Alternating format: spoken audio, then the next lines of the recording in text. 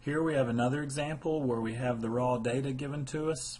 There's this survey of study habits and attitudes, psychological test that's been given to men and women, and we want to see if there's a difference between them.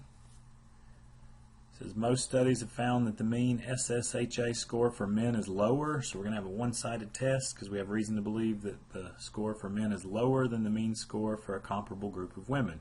Is this true for first-year students at this college? So, in other words, does this data give us significant evidence that the score for the men is lower than the score for the women? So put the data into lists on your calculator, and you'll be testing the null hypothesis always mu1 equals mu2 for these two sample tests.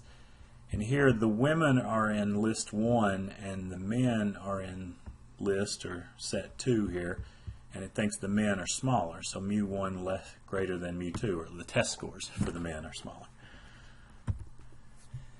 So we do a two-sample t-test. We have the data. You put them in there first, which I've already done, and then you have your lists, L1 and L2. Leave the frequencies at 1. Again, we match our alternative hypothesis here that we think mu1 is going to be greater than mu2. We don't pull.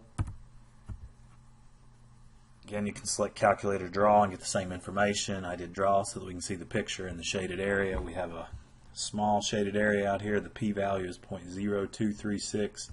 So at the 0.05 level, we do have significant evidence to reject the null hypothesis in favor of the alternative. It does appear that the men have lower scores on this than the women.